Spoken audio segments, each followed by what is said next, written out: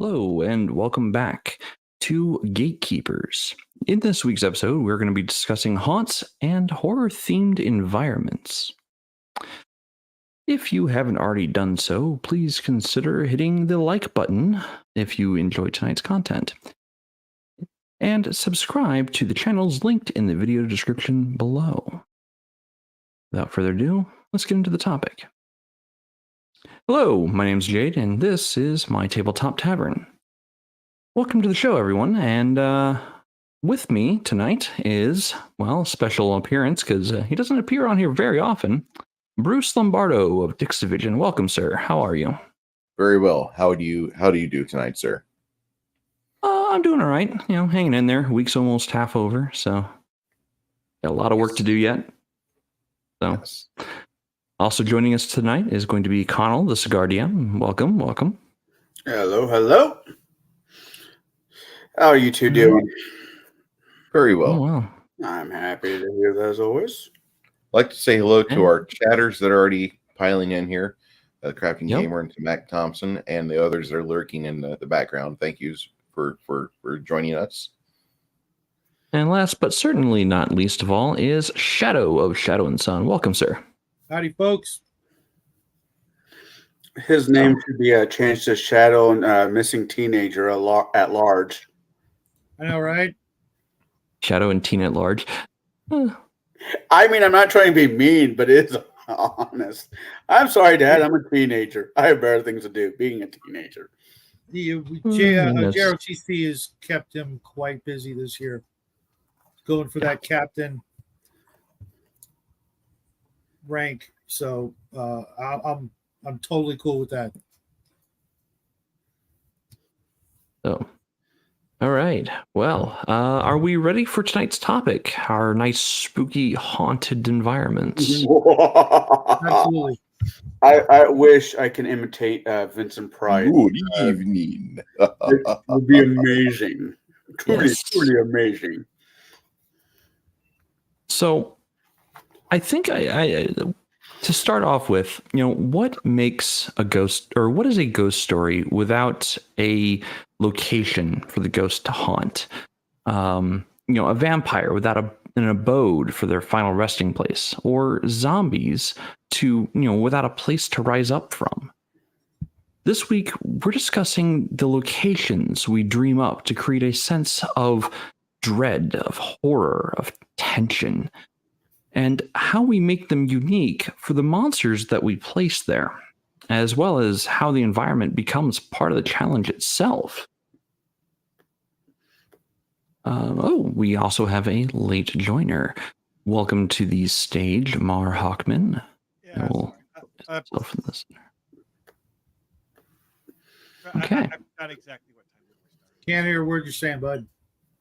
Sorry, I'm late. For some reason, I forgot it was at 7:30. Oh well. Give you a moment to clean up your audio. So I do have quite a few questions to get through. About 13, 14-ish. I think the magic number is 13 for the evening, though. So I'm going to start off with Bruce on this one because he is the, special guest for the evening. What are some of the key elements that you take into consideration when determining a location for your horror-themed event or encounter?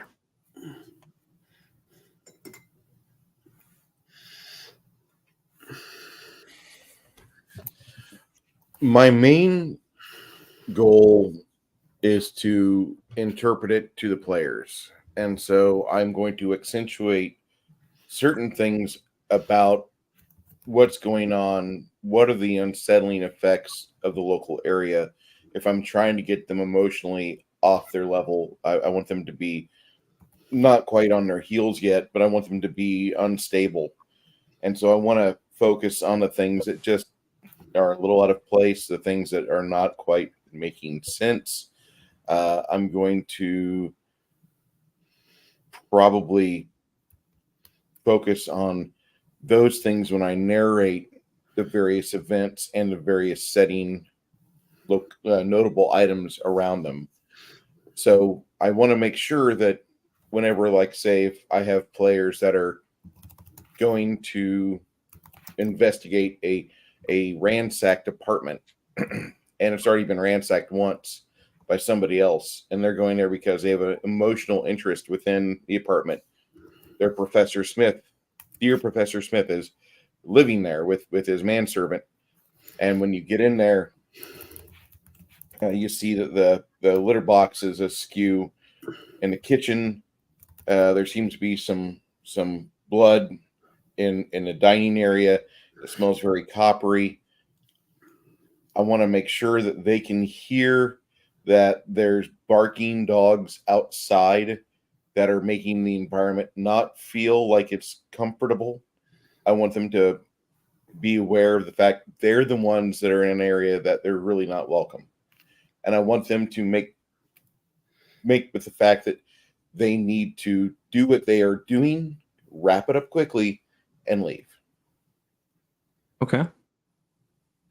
What about you, Conall? What are some of the key elements that you take into consideration when determining a location for a horror-themed encounter or an event? Depends. I'm trying to unpack this question as fast as I can. The answer, I'm trying to unpack the answer I have. I like the whole Scooby-Doo answer. Scooby-Doo, from an RPG point of view, has some of the best places to put your characters. Haunted mansions, haunted theme parks, haunted this, haunted that. And if you can take the potheads out of this scenario, because that's what Shaggy and Scooby were, I don't care what anybody says, you have some very interesting locations, the graveyard, and some of these are just been overplayed, and I do agree with it, with the mansion or the castle, but these are classics, and it is that time of the year. If you're doing a Halloween type campaign, maybe we should go back to the classics. The Castlevania. Castlevania meets RPG meets Scooby-Doo. So I try to take it from there. I mean, and it's also setting the mood. You walk into a castle, and we have more technology at our fingertips now than ever before, where I can grab my phone and tell Google YouTube to put on spooky music. It doesn't even have to be music, spooky sounds, the creaking boards, the wind blowing through the windows, the storm, whatever. So that's how I set up the you can get past the ads, yeah. Yeah. Well, you can, yeah, you're absolutely right. I'll never monetize. Back when I was a kid, I remember there being cassette tapes of spooky noises you could put in your cassette player for Halloween. I don't know if they did that here in the States, but I remember them, it being a thing. So when it comes to the setup, having the players sit down, unfortunately, you can't do it by candlelight. You need to have all the lights on because people need to be able to see their character sheet, which is a lame excuse, but I have heard it multiple times. I just hand them a new candle. Yeah. Read by candlelight. Right. So I try to set the area, to set the mood, to set the environment to, give you the best Halloween one shot. Yeah, I can give you. And that's how I get things started for myself, or started for the party. That or play Wayward Son by Kansas or Bad Moon Rising. If you walk into a game shop and either one of those songs are playing, something's going to happen. Especially if there's a 60s Impala sitting out in the parking lot. What was it, 68, 67? Either way, I don't have enough money to make that my car. I know I'm a good mechanic. Or a 73 Oldsmobile Delta 88. Oh, there you go. Was that right, so never mind. No, the Ghostbusters vehicle was a Cadillac. Anyway, so Shadow, how about you? What are some of the key elements that you take into consideration when determining a location for a horror-themed event or encounter? That's pretty easy. Isolation and the unknown. Putting them where they have no backup, no resources in the way of other people. Right off the bat, most of the great horror movies, Jaws and Alien, it's just them. It's just the party, against the unknown, whatever that might be. Imagine the party is modern day party, and they're going to Catalina Island. They've never been to Catalina Island, but there's nobody there. When they get there, the boat hurries off and leaves them there, and there's nobody there. Right off the bat, alone, no way home, and they're in a new place they've never been before. Sorry. Not as for Scooby, I don't think Scooby was a stoner. Shaggy, absolutely. I think Scooby was a hallucination as opposed to an actual, imbiber. Group hallucination. You say where no one's been before, where the players, right. The players aren't familiar with. Right. And you say that line, and I watched 1990s Mortal Kombat a couple days ago, and there's a line that kind of goes with what you just said. I'm in an unknown place run by people who want to kick my ass. Great, and I'm in high school all over again. Well, don't forget, one of the greatest horror writers of all time, who wrote the greatest treatise on horror. The greatest fear is the fear of the unknown. The more unknown you can throw at them, the more fear you can throw at them. And that was actually an interesting thing with the Mortal Kombat movie, is that Johnny Cage kind of gets over seeing Shao Kahn's realm as unknown. It's like, oh, it's a place with people who want to kill me. Yep, that's familiar. Time to kick your butts. Well, speaking of you, Mar, what are some of the key elements that you have considered or used when determining a location for your horror-themed events or encounters? I mean, it's always, I start with like what makes sense for what the encounter is going to be. I mean, like a spooky graveyard full of skeletons. Like, okay, sure. What are we going to have around that? Abandoned manor. You're not going to have a spooky graveyard literally at the edge of town. It's not going to be next door to people who actually, mow their lawns. I mean, you might have a graveyard there, but it's not going to be adequately spooky one. So it needs to be someplace like isolated and alone. Like you said earlier, it's like not someplace where you can't just yell at the town guards like, "Hey, help! We need someone to save our butts over here." No, that's not going to happen because you're not where the town guard is close enough to hear you. But yeah, it's one of those things like you need to think about what makes sense for who is in the encounter, not just the basic idea of you're fighting someone.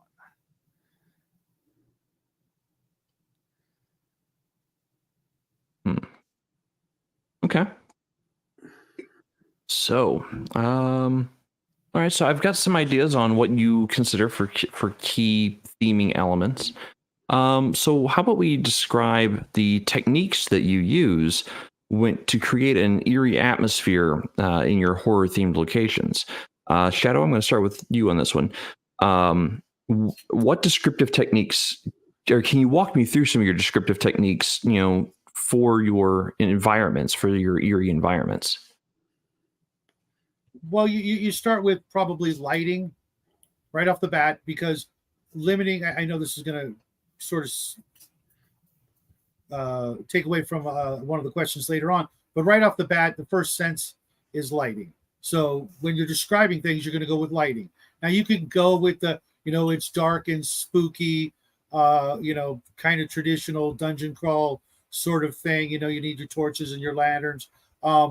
Instead, I would go with something more like your flashlights are flickering, or the street lights are starting to sputter, or even just go out for some reason. They're turning off by themselves, something like that. And then go into other aspects of, with what they see. I kind of try to avoid the cobwebs and the dust, unless it's a setting that's like a fantasy Dungeons and Dragons setting or something like that, because throughout most of human history, people have kept things relatively clean. So I would kind of try to avoid that unless you're really trying to let them know they're going into a place that no one's been to before. If they're going into, an abandoned mine shaft, or there is the haunted house, but the cobwebs, that one's kind of old and tired, unless you're trying to foreshadow spiders, being some sort of part of, either the threat or the menace, or, you just want to have spiders crawl on your PCs just at random intervals, just because you already know they've got a soft spot for spiders. A friend of mine showed me a picture of a spider in her doorway just last night. I kid you not. It was like this freaking big and meaty. It wasn't like one of those little skinny. It was 3-4 millimeter diameter legs. Just, you could measure it. You could put it on a scale and see the scale, actually move. No bueno. No Yeah. bueno. Definitely no bueno. Red meat or brown? Red meat or brown? Oh, I would go with white. Oh, it was white. Interesting.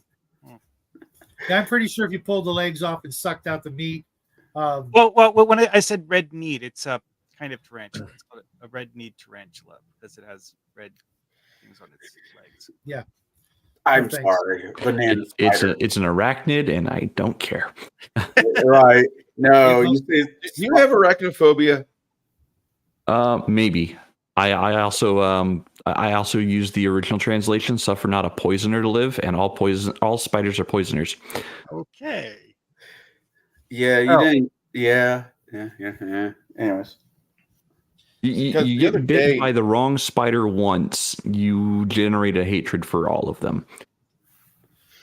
Yeah, but if you learn that you can feed annoying insects to spiders, and then after a season, those insects are over there desiccated, and their little chitin plates are in a nice frass pile at the bottom of the web, and the spider's just there in his webbing. Thank you, Mr. Fat Man.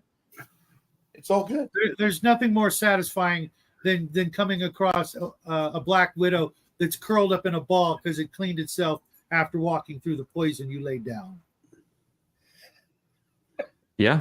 Yeah. Oh no, I've been down to Florida a handful of times, and they have those things called banana spiders that are like not as big as my palm, but my imagination makes them as big as my palm, and they look like they're from Starship Troopers and all. Just absolutely horrifying looking. Not to forget camel spiders, which they look like face huggers. I don't care what anybody says, they look like face huggers. What do you think? Surprisingly enough, face huggers were actually made out of goat intestines and I believe crabs or something like that. It's like they wanted surprised. to have that skittery aesthetic to be like, oh no, it's scary. When people immediately Camel spiders. That's all I'm going to say. No thanks. So moving on. Like this big, and they'll follow you because you create a shadow, and the shadow is cooler than the world around it. The hot sand is like 120 degrees. So you see these grown-ass men, these GIs that are all big and bad and shit, and these operators talk shit mercilessly. But then all of a sudden, they start panicking because there's a camel spider crawling up behind them, and it's coming after them. And they're like, ah! You see him running. Okay, so well, I mean, Behind them. Bring that shadow back here. so Conall, what descriptive techniques do you use to create an eerie sense of atmosphere in your horror-themed locations? Camel spiders. Oh no. I'll say it. No. As I said in my previous question, if you rewind about 3 minutes, I like sounds. There's a lot of things imagination will do with sounds and smells, but with the gaming area, you don't want crack out one of those things that make the house or the game room smell. You kind of want to stay away from them. There's enough smelly people in those game shops as is. But that's why certain game shops out there have, if you're not no shoes, no shirt, no soap, no service. Besides for that, The idea of a sound, it can mess with a person's mind, not even thinking about it. It just have it off playing in the background. So when that trigger goes off and it snaps, the player sometimes will have an invalid reaction because they've been slowly hearing it in the back. Not slowly, they've been hearing it in the background the entire night. And so when the trigger does go off, I can sometimes make them jump. And that's some of the tools I use to get people into the game. And sound, lighting was also can work. Sometimes blacking out the entire map. I mean, completely blacking out the entire map. So they literally have to move the paper that's hiding the map away inch by inch, so they don't know what's coming along. Just dragging out the suspension as long as I can. Suspension, whatever. But that's what I do. Okay. So on to Bruce. What give me some of your descriptive techniques for when you are opening up a scene to players, so they get a sense of how eerie or the atmosphere of your location. After you allow your friend to access the hotel room door, he slowly twists the lock and the knob to the clockwise direction, and you can hear a subtle shift and click as he opens the door. All the noise of the outside world beyond this building seems to fade away as the oppressive silence seems to weigh down upon your shoulders. The smell rushing out from the locked room behind your friend Alex rushes to meet your nostrils, and it smells like a Labor Day weekend when you've opened up a vault, but yet there's multiple dead Santa Clauses laying on the mattress in the gloom, dead from something, and you can smell the various microbiotic creatures that are scuttling around just under their skin, nesting, enjoying carrion, suckling upon the juices.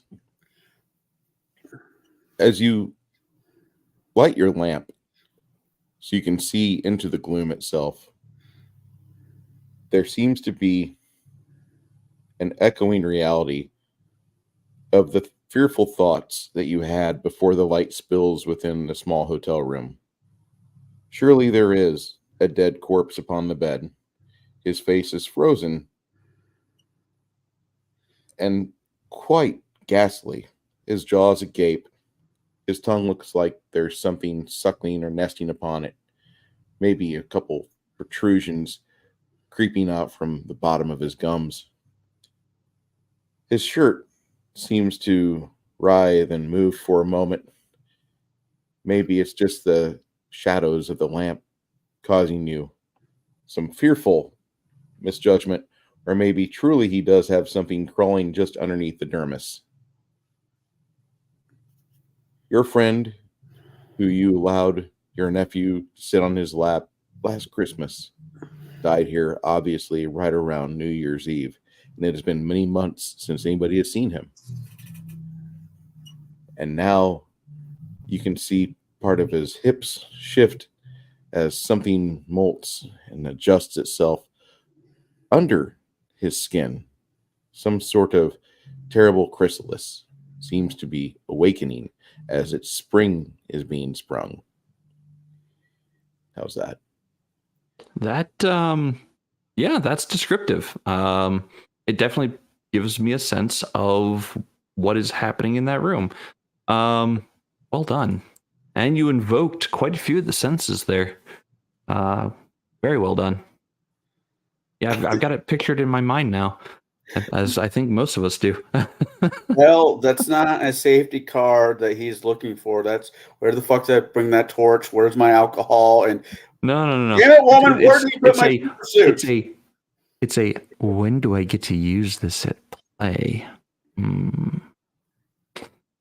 So, all right. So, and so you've given us this really great description. And you've invoked a lot of senses.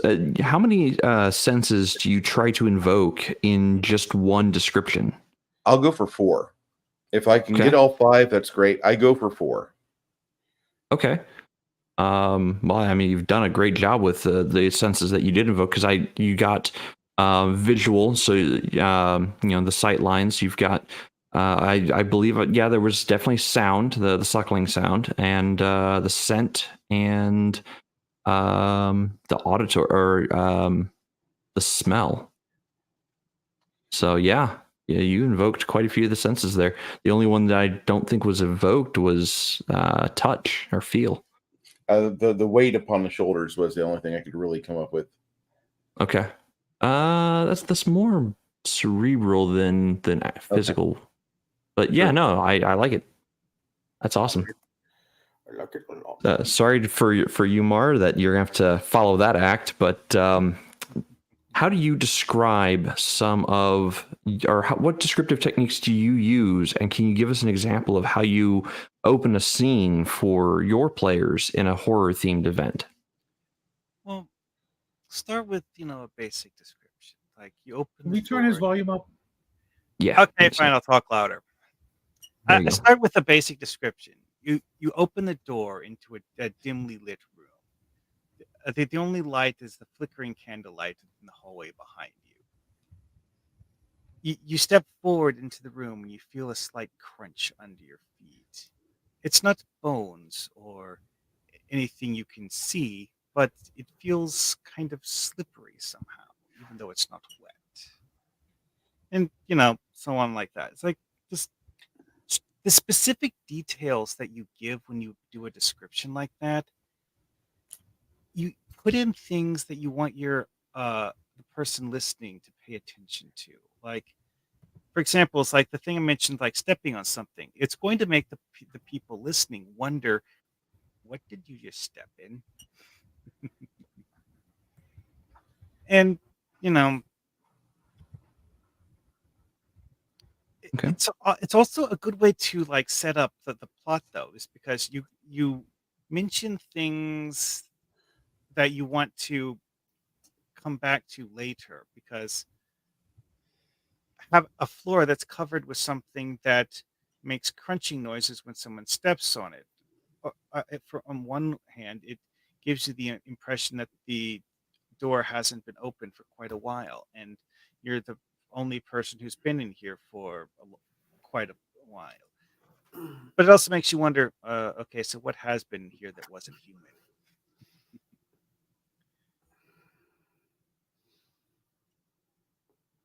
Okay. I know that the audience is having some audio trouble hearing you. I am manually increasing your volume bit by bit. Okay, that's interesting. I just looked at my microphone meter, and my microphone meter is showing the volume as being half of what it would normally be, and I don't understand why. Well, it could be your microphone, or it could be that StreamYard was limiting your volume. I have since turned that feature off, and I'm incrementing your volume up 20% as people say yes or no. The meter I was talking about is actually the one that in Streamlabs on my end. And it's oddly low for some reason. I'm not sure why. Oh, wow. Okay. Guess I just remembered to talk about it. All right. Well, I'll keep a monitor on it. If people, if you out there in chat can't hear Mar, just let me know, and I will continue to increase him by at least 10 to 20% every time until he's too loud. I've had this issue in the past. It's like I record a video, no worries, then play back and see my own voice just like go up and down in volume, and I have no idea why. Sometimes the programs we use aren't cooperating. Sometimes it's a technical issue, but don't worry about it. We'll move on, and we'll get to the next question. Quick question before we get to the next question. Yeah. I know we kind of touched on like 2 questions here. Are we going to go back to the 5 senses? Well, some of it, yes. Some of it's actually going to lead into the next few questions I've got specifically. So the next question actually has to do with lighting and visibility, and whether or not it plays a significant role in your environment. Now Shadow, since you've led on this, led into this, I'm gonna let you answer this one first. How important to you is lighting and visibility for your players in your horror themed environment? It's crucial. Not Okay. only for the fantasy or fictional environment that the players are imagining, but I also highly recommend, if you're going to run a horror game, turn out the freaking lights, as many as possible. The I need to see my character sheet. No, you really kind of don't. If you're playing a horror game, you should know your character well enough, because all you need to know is, a couple of stats and what's in your hands. That's it. I mean, maybe, your skills if you're going to run away or fight, or maybe, examine closer. But I really absolutely recommend turning out as many lights as possible. And if people need to see their character sheet, they probably have these. Turn it on, look at your character sheet, 30 seconds, turn it back off, or have some candles. But there needs to be no light behind the players. I want my players looking at the other players, seeing darkness behind them, and vice versa, back and forth. Okay, in the actual game, what the characters are seeing, the less they see, the better for a horror experience. If you're, I mean, now mind you, if you're doing a horror experience in like a brightly lit mall, you can do that. That's totally possible because you're incorporating the element of isolation, or in an unfamiliar location. Sometimes that sort of brightly lit area, or even like a carnival that's abandoned, but all the lights are on and the rides are going, and you've got all the noise and all that going on, but there's nobody there. There's something wrong right off the bat. They're going to be like, where did everybody go? Where's the evil clowns waiting to jump out at me? Because they're probably the only things here besides us. Type of feel. Uh, I want them to have to really, tell me exactly what they're focused on when they're trying to look at something, so that I can then go into details if I want to give them clues, or narrate the details of the item or the location or the thing that they're looking at. Otherwise, I want it all foggy in their mind. I don't want them picturing the bulkheads or the hallway. I want them to just feel isolated and in the dark. Okay. What about you, Mar? How much does lighting and visibility come into play in your horror themed environments? In real life, sometimes to dim the lights. None of the gaming groups I've played with actually really were into that sort of thing. Although decorations maybe, but not really like oh we're doing a spooky game, so it's time to turn out all the lights. Nah. Okay. So, I mean, how do you manipulate these elements, this visual element at your table? Like, give me an example, like what you do if the players are going along in whatever environment they're in, and everything's brightly lit. Like, do you ever suddenly plunge them into darkness? Do you fill the area with fog, or play with other methods of limiting visibility? I mean, in the game, that's part of like describing it. It's like it's like Mhm. you're in the graveyard. It's spooky, and oh yeah, by the way, the fog is thick enough that you can barely see the trees halfway across the graveyard. You can't actually see how wide the graveyard is because the fence disappears into the fog before you. That sort of thing. It's like Okay. it's like the now if something happens, you describe what the event was, and if the event happens to include um the room going dark, well, that's part of what you described.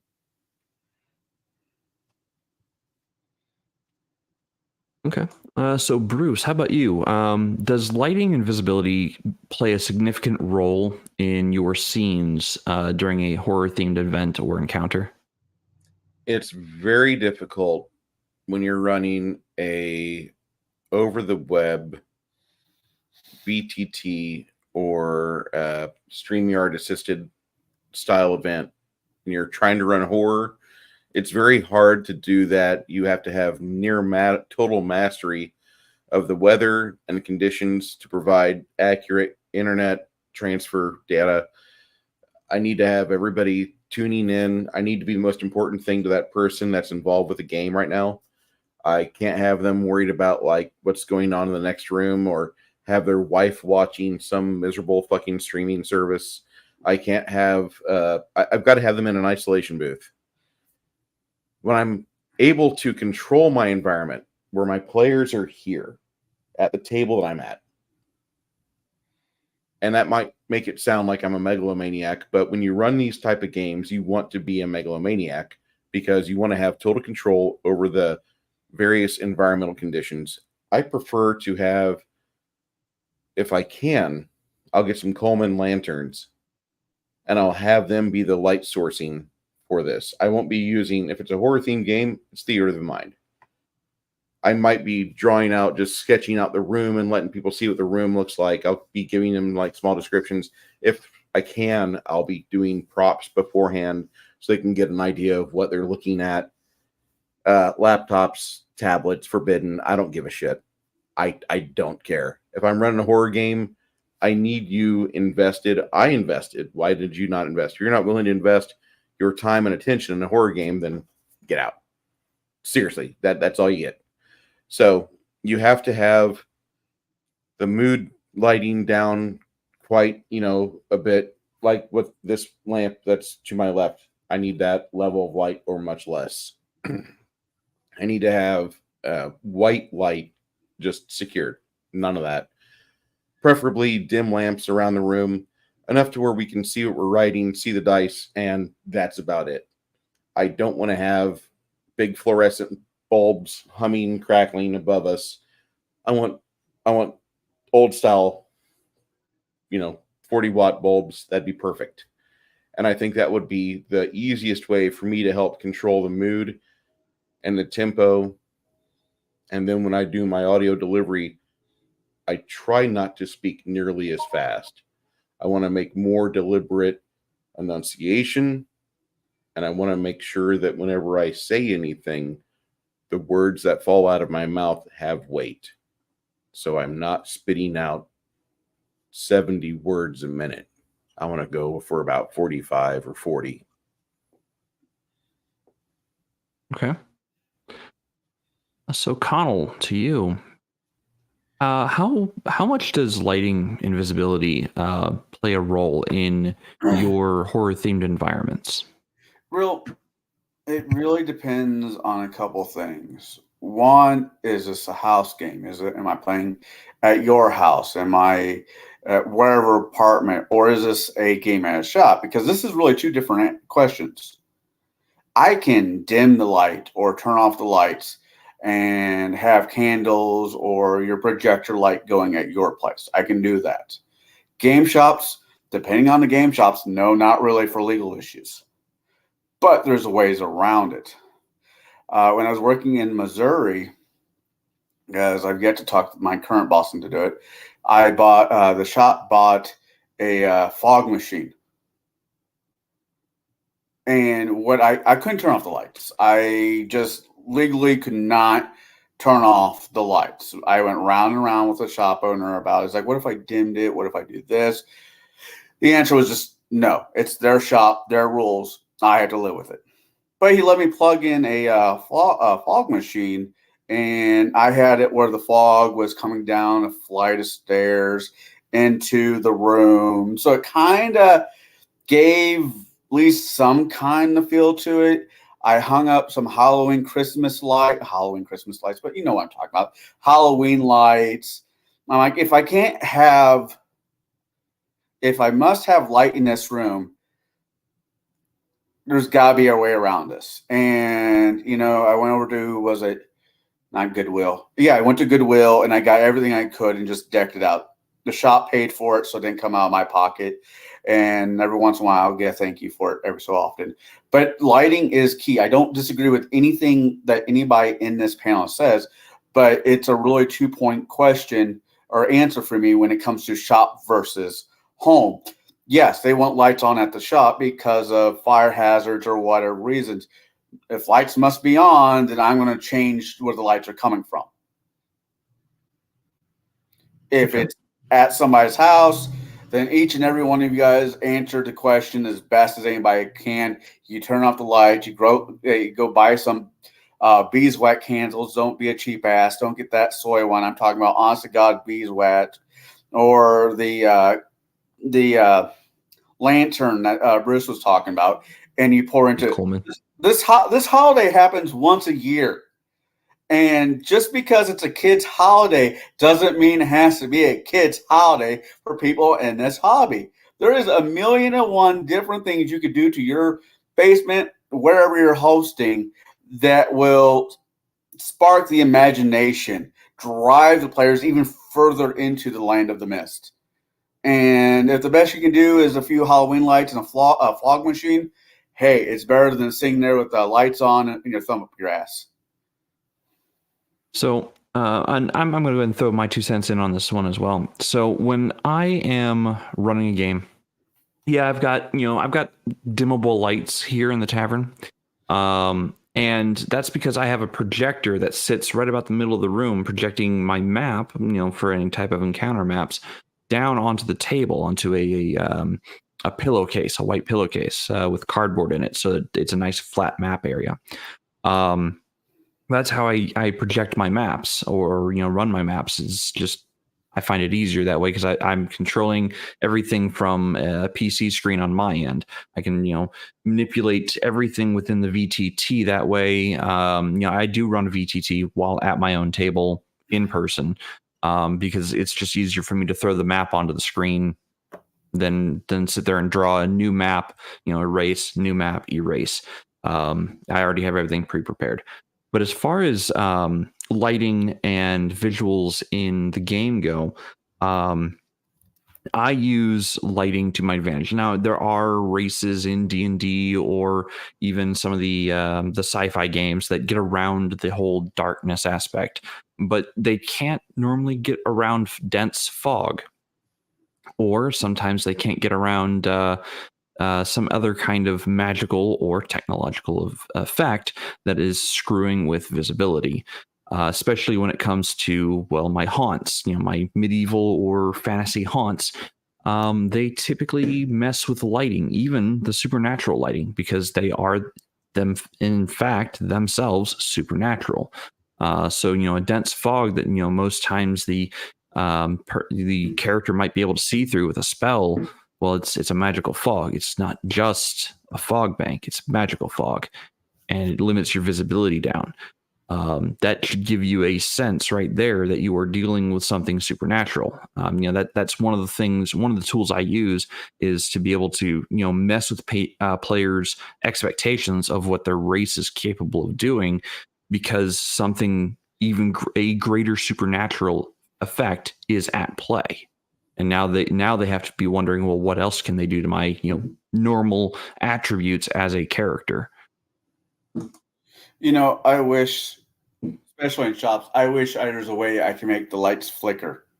Sort of like supernatural. It's not only supernatural, but there's other shows have definitely used that. When there is something supernatural, or especially ghosts, they flicker. Oh, and we missed a place that you could have a supernatural experience at. We missed the bridge. You know how many haunted stories involve a damn bridge? 1 and 3. Mm-hmm. In A Woman in White. Oh, first episode of Supernatural. Yeah, I'm liking where this is going. Me, I prefer the depressed teddy bear. I mean, nothing more scary than a depressed teddy bear that blows his fucking brains out. But that's just me. me. It's not blowing its brains out. It's blowing its stuffing out. Yeah, stuffing out. But why? Yeah. There's never a bad time to play Blue Oyster Cult, Six Nations. Yes, there Um, is, but that's not the. This is not the show for that. So, on to the next question, and this has to do with auditory effects. I said we're going to kind of get into some of the five senses here, and auditory is one of those senses that, even if it's some kind of white noise in the background, the moment it stops, people know. The moment it starts up again, they're like, okay, well, what's going on? Be it ambient, be it white noise, be it actual music, like, what role does sound and music play at your table for setting the mood in your horror encounters or horror environments? For this one, I'm going to start with Mar. I'm not someone who actually like tries to do that in real life. Oh, okay. I know a lot of people who like to play soundtracks while they're doing the game, but I find those highly distracting, whether I'm trying to be the GM or the player. It's just not something I ever found to be something I like. Ugh. Okay. Well, I mean, that's fine. And some of these questions are going to be hit or miss in that way. Well, I mean, and not everyone uses sound or lighting at their tables, and different strokes for different folks. So I get the idea of it's like instead of describing the sound of wind whistling through the trees, you just like play an audio clip. But No shit. finding enough audio clips like that, something I always found to be real pain in that, and trying to actually like put them together, it's just so you can play them on cue. I mean, the idea of it for someone who's actually like able to make it work, hey, go for it if it splits your boat. I mean, back in the day before YouTube had so many ads, I would actually have on a Google, was it a Google Plus or even a Google spreadsheet? I'd have hyperlinks to specific auditory effects on YouTube, and I would just click the link once, and it would send my PC there, and then suddenly the sound's playing throughout the room. I can verify this. So, what about you, Conall? What role does music and sound play in setting the mood for your horror encounters or environments? Even before, if it's a Halloween game, God, do I love Halloween games. I love having Halloween games even more than I like having gaming on my damn birthday, because I'm just a big old child, right?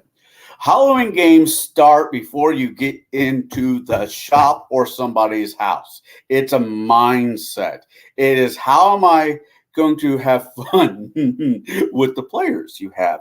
So what I'll do is, I'll just get my mind right, and I'm using music, is I will listen to the right type of music, and not emo. I want to cancel myself bullshit, but Blue Oyster Cult, as Shadow said, or the right kind of music just to get my head there.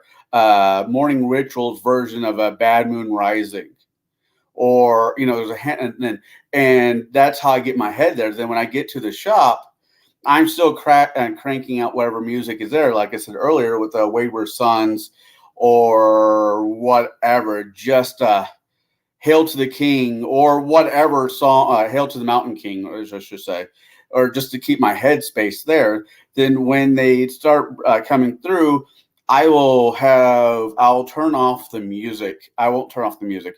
I will turn off all music that has lyrics, and I will have violin or cellos or classic dark and heavy music on playing in the background. There's a reason why Phantom of the Opera uses what is that? Fuck, that thing is called. Pipe organ? Yeah, there's a reason for this. And it helps set the mood to what you get. I mean, if depending on what kind of game you're playing, you match music to go with it. If I'm playing a spook game, I'm going to definitely use music to go with it. And some of these violin music with violins or cello can get right down to that sweet spot. What was that band? Apocalypto. Apocalyptica. Yeah. Yeah, Apocalyptica. If you use their music without lyrics, Great amount of music without lyrics. Your best bet is to actually go back to there's a release they had that has a song called Pray on it. Mm-hmm. And that's probably going to be the one you'll use for your suspense or your chase scene. But anything before 2009, almost all of their releases were non-vocal. Right. And that's the type of music I liked my players to walk into. It helps set the tone. It helps set the mood of the game. And as I was saying before, and this is my opinion, everybody do their own thing. But if I'm playing a game like that, I have to be right in the right spot mentally myself. So listening to music of that nature helps drive me to where I be. Hell, for Bruce's game, there's music I listened to before Bruce's game to get me in the mindset for my character. Jaide, right before we went to the events, there was music, the DAG events, there was music and movies I would watch to get myself in the right headspace for that scene. So using music in your game to to help your players, even if it's theater of mind, to get where you need to be, is the most important thing out there. In my opinion, it is the top of the rank. We can't always control smells, but we can control what they're listening to. Okay. And I'm seeing a lot of discussion and chat about this. And not every table needs music or sound effects. There are, I might be playing a specific music that is thematically appropriate for the night before we sit down to play. But once we start playing, I'm going to turn that down to be whisper quiet.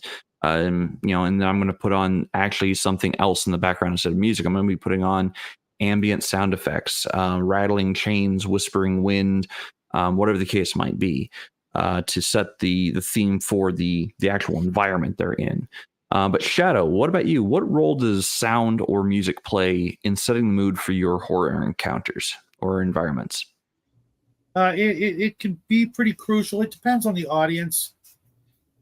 Obviously, nothing with lyrics, because the last thing you need them to be doing is getting into the music as opposed to what's going on.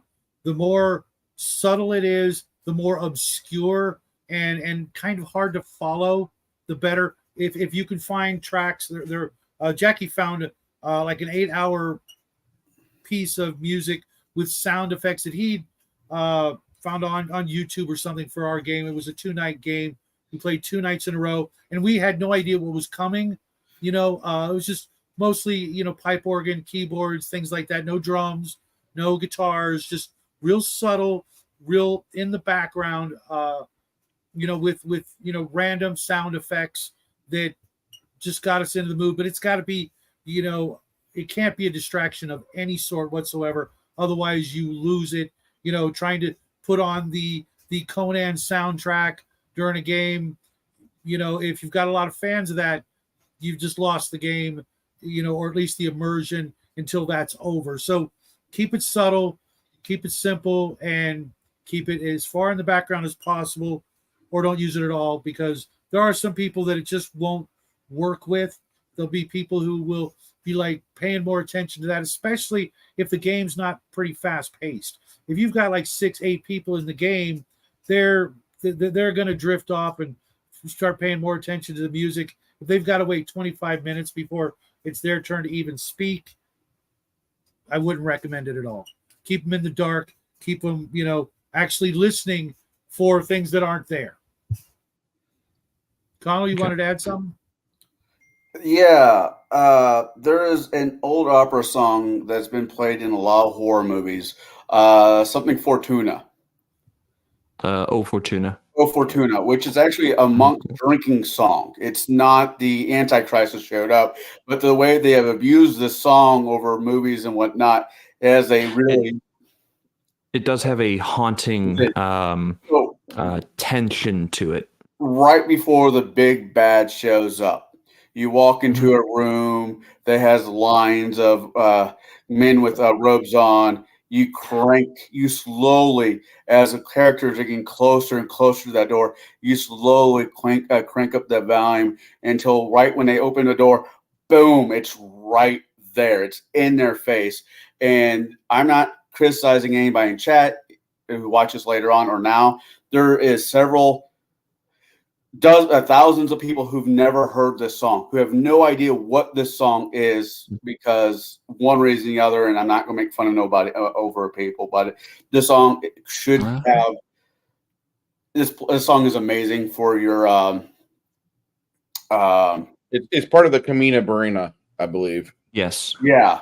It is. I'm just tripping over my words. The song is amazing, and it is perfect for the lead up for the big bad. If you're doing the cultist and whatever the big bad is. Mm-hmm. Yeah, it's very intense, and this is part of the music theory behind it. Is the strings draw a lot of tension, a lot of audio tension, and it has this effect on a lot of people that it just kind of makes them feel tense, like something's about to happen, and then you get the big booming, the vocal chord that goes into it, and it's the sudden release of the tension, and then again, as you said, it's the big bad shows up as soon as that vocal chord hits. I've seen people use that at tables before, and I'm like, oh, okay, I see where this is going. But you're right. It and the strings building up that tension, does kind of set the mood in a way, for at least those who appreciate and can actually gain that, or glean that tension from the strings. So. Bruce, how about you? Do you use sound and music to set mood at the table? Actually, I will abstain from that. I might put on some soundboards that will have like rattling chains or whispering willows or things of that nature. You have to have it down in volume because I need everybody to hear each other. And I found that one of the best ways to actually get the point across for various things would be finding the old Daggerfall official soundtrack. And for some odd reason, that doesn't get me claimed whenever I've done that. Or I'll find some non-copyright audio for what I'm looking for. And there's a lot of that out there. And I'll open up another tab. I'll start to play that, but I'll drag the volume down to be audible, but not jam. And that way everybody has that in the background. I don't really like to do that. That's the reason why I'll do that is like when we're wrapping up a fight, not for when we're doing investigation or there's a spooky situation. It's a Halloween game. Let me bring out the Vincent Price laugh. I don't want to do that. I want to. I need like just a few rattling chains, maybe wind going through a forest, and do that. Have that repeat itself about every 4 minutes. There's a few videos that are like 10 hours, 12 hours long on YouTube, and you can just play those in the background.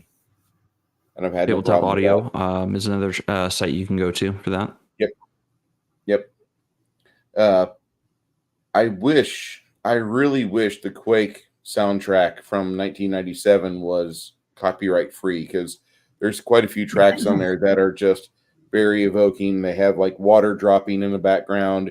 You can hear like the creaking of the metal, the chains going back and forth, and just the occasional scream, stuff like that. That would be the most I really want. There are some sound effects that you can use for free, and then they're available online. They fall under, I think, Creative Commons License 4. Yes. So, feel free to go include them if that's your thing. For table games at home, I will use various soundtracks or something, but again, it's got to be at low volume. The interaction between the players has to be the play. That has to be the thing. So don't make the music the star. Keep that at a low volume. Yes, barely a whisper. That's my recommendation. So, speaking of dread and horror, how do you maintain that sense of dread while your players are exploring a horror-based environment without necessarily overwhelming them? And what I mean by that is, when characters are exploring a room, most of the players are like, yeah, I'm gonna go look over in the corner. Yeah, I'm gonna go look under the table. I'm gonna look in the desk. There isn't a sense of dread or horror, provoking their actions. At least that has been my experience. So how do you maintain that sense of dread, that sense of horror, while players are moving about? They're moving their characters about a room. On this one, I'm going to start with Shadow. Sorry, I was actually away. That's why I turned the camera off. Can you repeat that? Oh. Sorry, I had to Yeah. So, take care of something nobody needed to see. in most cases, at least that has been my experience, when players are moving their characters about an environment, it's like, okay, well, I'm going to go explore this table. I'm going to explore this this fireplace or this this hallway. They don't really have. They're not under like any type of tension or under the gun for feelings of dread or even tension or horror. So how do you maintain that sense of dread and horror while your players are moving their characters around an environment? I've got two ways. One is cruel and heartless, and the other is pretty standard. I'm going to go with the cruel and heartless one first. Know your players. Know what they're afraid of. If they're afraid of spiders, Don't. I saw that coming. If they're afraid of clowns or snakes, you use clowns and snakes, or better yet, snake clowns. You really need to know your players, because it's not the character that's going to be afraid or feel anything. It's the players. If you can find out their, issues, and let's face it, for the most part, we're dealing with friends, people we've known for a good amount of time, or they wouldn't be in our games. You write that shit down. They don't like rats. You write that down. You save it for later. The other one is consequences, or I'm just going to go with consequences. There needs to be either a game mechanic or something that they are worried about. In the old days, we had life level draining. Most gamers today are not so familiar with the horror or the absolute misery of losing a couple of levels permanently. As in, the only way you were getting them back was re-earning those levels. You're playing a 9th level character. He gets smacked down to 7th level from one touch of a vampire or a specter or something like that. They're going to be, at the very least, really, really, really, really concerned that they're about to lose something. Now, you may want to use something else, some other game mechanic, to give them a reason to worry about the character. Okay, something that, maybe it's a loss of, maybe the dreaded hand chopper is loose, and he just loves to come out with the cleaver and take hands. He's got a nice collection of them. Okay, tell me your players aren't going to be really, really worried that they're going to lose a hand or something like that, because that's what's going on for the evening.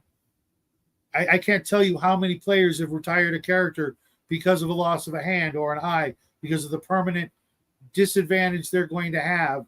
If there's some sort of consequence or some sort of effect that's going to be, more or less permanent to the character, because let's face it,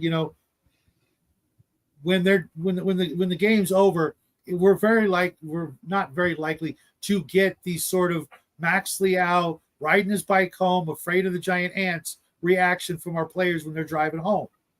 But during the game, we could at least look or instill with them some sort of fear of something that will take something away from them. Okay, for Kai, it's loot. Right. And every player has got that thing they don't want to lose, and most importantly, it's the time put into the character. I know it's kind of messed up, but you're playing a horror game. You have to find every dirty trick to elicit these emotional responses that will approximate fear, terror, and horror in some fashion or another. Otherwise, you're just playing, a regular game without that added bonus of being afraid, scared, worried, etc. All right. Moving on to Conall. Now I know you've run. Was it Rise of the Rune Lords? And I know that one of those scenes or one of those environments is the haunted house. The haunted mire, or it's a house, whatever. It's a mansion. Yeah. When the players are moving their characters about this haunted house, this haunted mansion, what is it that you're doing to maintain the sense of dread or eeriness within the house? Like what do you do? Pathfinder Rise of the Rune Lord introduced the concept called haunts. And most of them are just really bad. I mean, well, as a DM, I torqued them a little bit, so they're all kind of really bad. But there are will saves that you have to make. And if you fail your will save, wherever the haunt is, it just kicks off. For example, I had a guy who picked up a little toy rattler in a part of the mansion, and he failed his will save. And he's like, "Oh my God, I gotta go save the baby! I gotta save the baby! I gotta save the baby!" So he runs through half of the building, up 2 flights of stairs, up into the nursery, only to find that there is a baby. There's a crib with what in his mind he sees a baby that's been not just,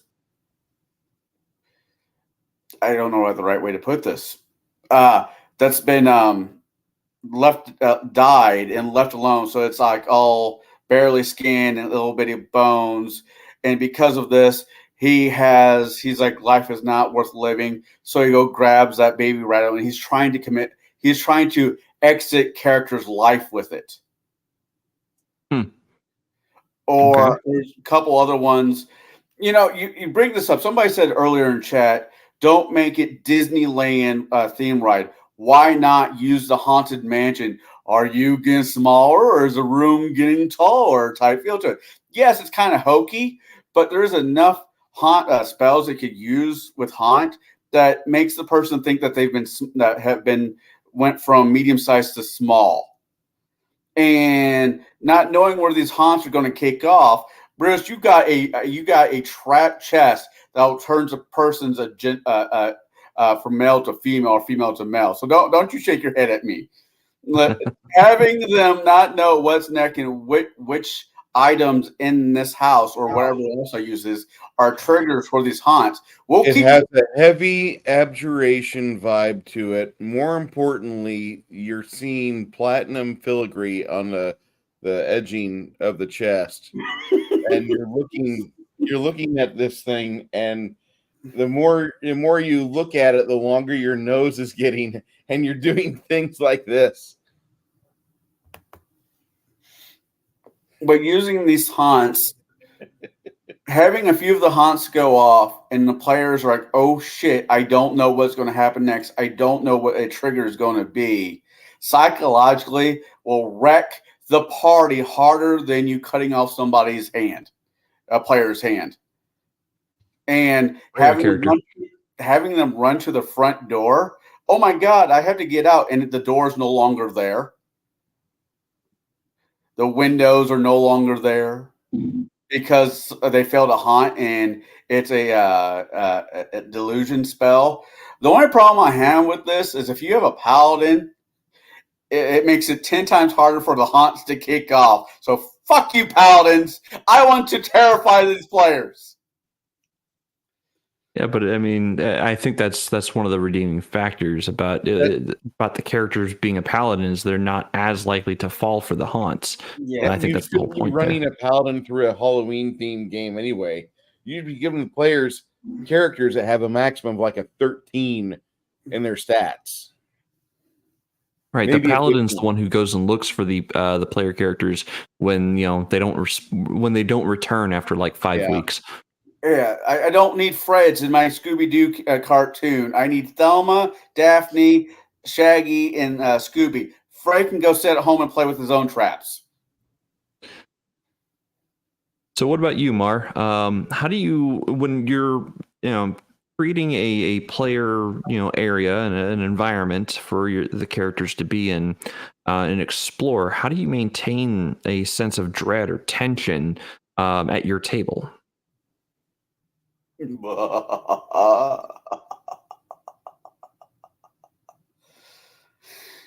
Hello, Mar. Oh, sorry. There you go. Do you need me to repeat the question for you? Yeah, just Okay. please. So when you are designing out an environment for your characters to explore, how do you maintain a sense of dread or a level of tension while they're exploring said space? Well, you don't describe the environment all at once. You describe it a piece at a time. So, if, say, I use that example of a small locked room, you open the room, you see it's dark and dirty in there. Okay, what's the next one look like? Is it going to be the same, or is it going to be something different? Like maybe the next one you have to uh, o- uh, move a cobweb out of the way to get the door open. Something like that.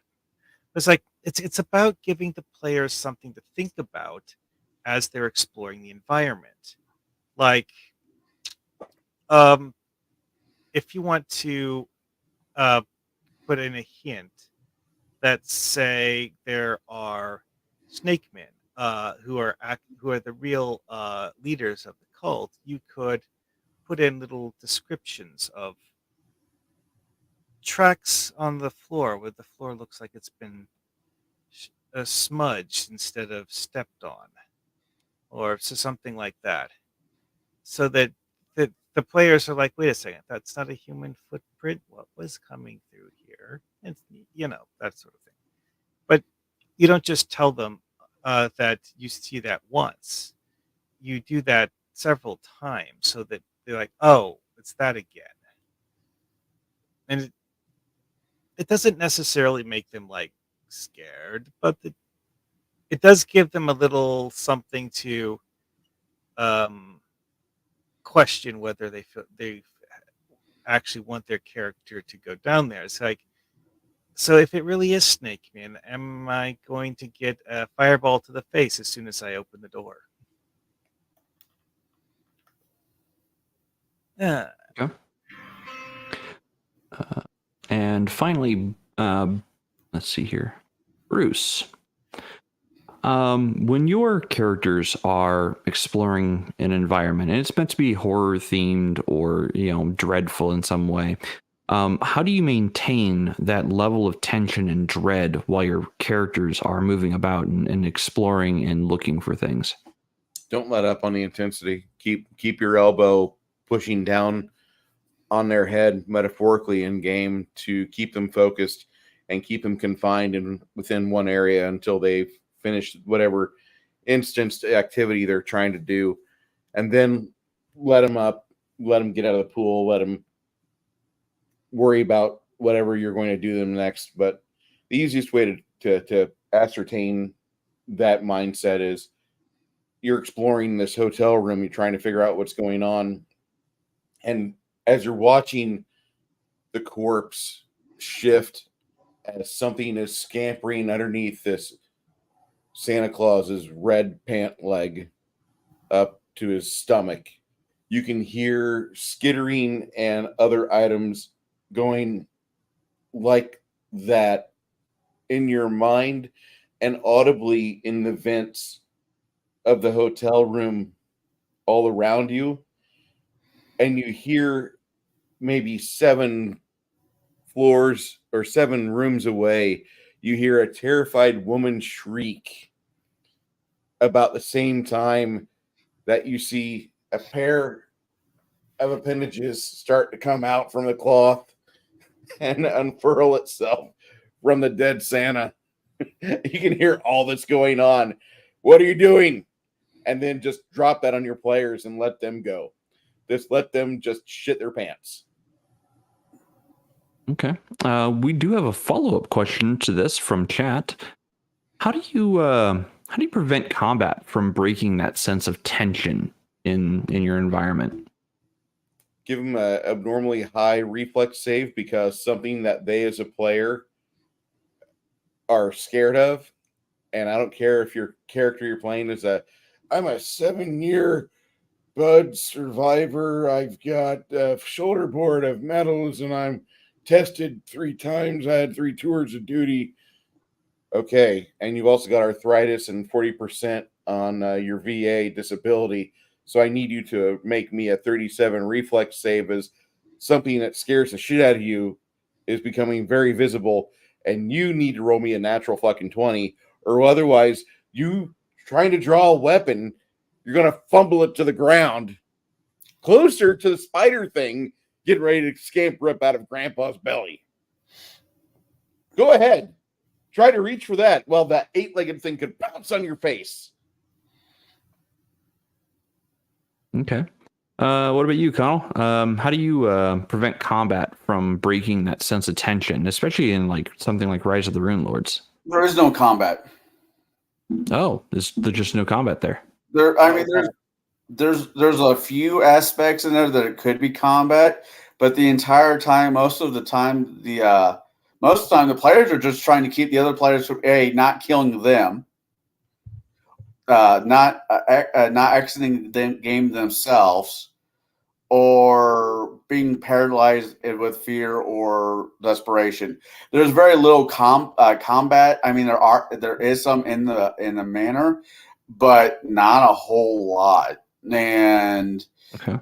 even if outside, like I was saying with the cult in the song Fortuna, you just don't do a lot of combat. You keep it like the original Alien movie. You know something is lurking in the background, and it might be slowly picking off your characters if you're playing a system that allows that. But yeah, no, you don't run into a horde of orcs, trolls, or any of that bullshit. You keep the ghost or whatever, the vampire in the background, so your players know that it's coming, but they don't know when it's coming. And you just don't bloat the game with, oh, this is the 15th zombie that we killed, or this is the second vampire, or whatever else. You keep it baseline. You keep it, 1 or 2 at the most, and the players do not deal with them in the first half of the campaign or the one shot. Okay. Shadow, what about you? How do you prevent combat from breaking a sense of tension in an environment? You were muted, sir. Again, I've got 2 simple things. One, require them to respond quick, or you pass them and move on to the next person. You missed your turn. Speed that reaction, the required reaction time up by about 50%. Snap judgments, quick. Your friends' lives are on the line. And of course, the easy one is increase the difficulty numbers on everything by more than they expect. Okay. Armor classes are higher, rolls to hit are lower, saving throws are higher. Whatever it takes to increase the tension. Do you want tension? I'll give you tension. Okay. Yeah, in Index Card RPG, I would classify everything in the room as hard, or I just increase the target number of the room. Yeah. What about you, Mar? How do you prevent combat from, breaking a sense of tension within an environment? Well, the number one thing with combat that you want to avoid is having combat become monotonous and boring. Like, that's the 5th rat I've killed in this room. That's nice. Which, yes, I have actually had games where we did that. And the thing with that particular game, though, was that the rats were actually dangerous. Like, what made that tense was the simple fact that if they attacked you, you were probably going to get hurt. And what made it tense is exactly what he said earlier with, it's like, do the players see combat as something that is easy? Do they want to get into combat just to beat up a few loot pinatas? I mean, that's what breaks the tension with combat, is having players doing the loot pinata thing. It's like, if the players are scared of combat, if they're hesitant to fight things because they're concerned about getting an outcome they don't like, that makes the things a lot more tense. Okay. Well, As for me, like for the rats one, actually, one specific thing with that one was we were being very, very careful because of the fact we didn't want to have a bunch of them just suddenly bum rushes. okay. As for me, when my players are in an environment and I know that the combat might break the tension, generally speaking, if they're exploring a room to find clues or to move the camera onto the next scene, they're not really going to enter combat. They're entering skill checks or skill tests to try to find things. They're trying to make hypotheses as to what is going on. So I don't really allow combat to be a thing until they're ready to confront the big bad guy. Like, sure, there might be an occasional wandering monster in one of the hallways. They might, enter a room where there is potential for combat, but that combat is going to be something that is a knockdown, or knockout drag, sorry, if I've got my words right today, knockdown drag out fight where if the players don't kill the thing within the first round, there's a high potential that one of the player characters is going down the next round. I make it very intense. I make it a clusterfuck. I make it bombastic and terrifying all at once. You're not just going to walk into a room and go, oh, look, it's a swarm of rats, let's fireball it and move on. No, it's okay. You open the door to a room and you've got one reaction. Yeah, everybody gets one reaction to the scene as I describe it. And then whatever the thing is that I've got going on in that room happens. So if they open the door into a larder filled with rats, well, whoever opened the door is swarmed with the rats on their next turn. There is no, they get the one reaction to try to step back and away, and it's a reflex save or some equivalent. And if they don't get away from it in time, they're covered in rats and a rat swarm, which they don't make attack rolls; they just do damage. And then now the party has to figure out, okay, how do we get rid of the rats without killing our friend? We can't just fireball the rat pile because our friend is in there. Yes, you can. I mean, you can. It's not really smiled upon, but I mean, yes, if your friend is going to die if you don't fireball the pile of rats.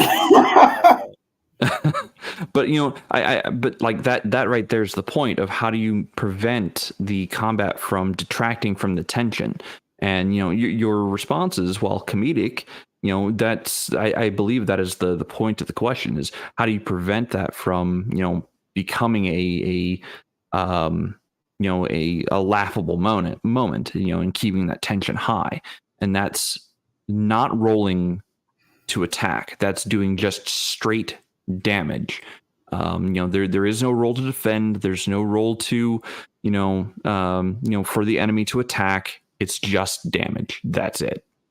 And your party just has to figure out how to escape taking damage every round. Not only would I be telling them the numbers of damage, or maybe even not saying they're you take 8 points of damage here, 10 points there. I would be saying things like, as the rats bite you, you can see the tiny vermin jumping off their furry little bodies, and off the mange they fly onto your skin. And almost instantly, you feel a few bites and pinpricks of pain in your forearms as you can feel the slight infestation of whatever parasites they have are now being transferred to you. Make sure you keep that ratcheted tension on the players. Don't let them get a breath in. That is actually one of the things about Rats in the Wall that was interesting, is the simple fact that the rats are glass cannons. The problem with the rats is that they outnumber the players greatly, and you never know when one of them is going to be like, "Oh, hi, you missed me, surprise." From gaming experience, I want to say two things really quick. From gaming experience, I find sand fleas to be more nightmare fuel because of a certain DM over there of that. I mean, that was precursor to the plague, which is kind of funny and not funny all at the same time. Hold on. Second of all, I am very much guilty of this. If I'm going through a very a tense session, or I will crack a joke because that is my default, and it's a lot of people's default, I've been told, where once they get through humor is a cure-all for most things. And if your players are going through something very tense, the way that Merhockman talked about with the rats, or what anybody else has said, and you got a player at the table that cracks a joke right after, don't get mad at the player. That is just his mind finding the quickest reset button that is possible. He's not trying, in my opinion, he's not trying to take away from the game. His brain just needed a reset. That's why you find people, as much of it is not appropriate, you find people making jokes at funeral. They're emotionally needing a reset button. Great, So I think that should be said. Especially for those who are DMs out there. If you got one guy who makes a joke after a very tense reason, don't barrel down on his ass. His brain just needed a reset for a hot second. Oh, well, what I was going to say is I was just going to agree with you about the whole poison thing, because that was actually a thing with the rats and Rats in the Wall, is they can there's anytime one of them attacks you, it has a chance to give you a disease. You have no yeah, I completely agree. But just the timing. COVID wasn't quite to the States as of yet. There's talk about it. Oh, no, it was. But Jaide, in his infinite wisdom as a DM, decided, by the way, hey, such and such, guess what? You brought the plague back to you in this town. This is what's going to happen. Yeah, so here's the full story of what happened. I was running Wrath of the Righteous. They were in Module 3. So they were in the Hex exploration part of the game. They had a random encounter with, I believe it was swarms of ticks. Now, everybody in the party is immune, or practically everybody in the party was immune to actually the disease effect. But just because you're immune to the disease does not mean you can't be a carrier. So the thing with swarms of ticks is they carry bubonic plague, and when you take damage for them, you roll fort saves to not contract bubonic plague.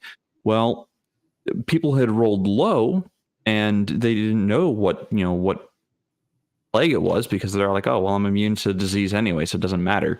So they didn't care that they rolled low. So they stroll into town, and then within I think it was the incubation period's like 6 or 7 days. So within about a week, people in their town start developing bubonic plague, and then another week after that, bodies start dropping, and then a week after that, they're burning the bodies because they have no place to put them. There's no undertaker.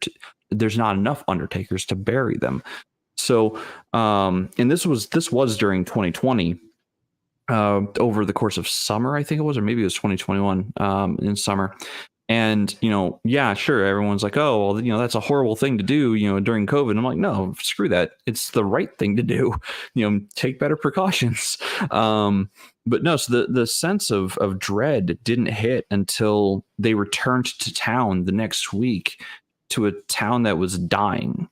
And then they didn't realize that they were the cause of it immediately. But then they backtracked and looked at their ledgers like, oh, what did we do? And then, it became a race against the clock to find enough potions of like restoration and remove disease to bring people back from the brink. And I think that the session went well. My players said they liked the tension, they liked what I had done there. So that is another aspect that you can include in your horror scene is disease. That can be I enjoyed leveling. I still blame that fat chubby dragon, and you all know. For those who know, it was his fault. That chubby ass fat dragon. Yes, the chubby dragon. Donald, do you remember the Black Dragon village castle where there was a black dragon on the loose that was finding out what was compatible with his seed? Oh god, that was horrifying.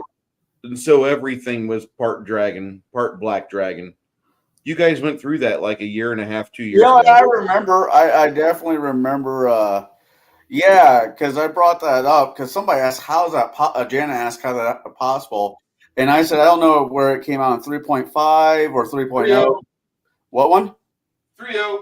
3.0. But dragons can breed with everything. Oh, look, there's a mouse. Now you have a dragon mouse. Oh, no. There's the arachnid in the Frog God Games monster manual that does like 2d8 con damage before the fortitude save, and that would be a fitting mother for the black dragon's children. I need to get that set up. The other thing you can do to continue to drive tension in a scene is unhealable damage.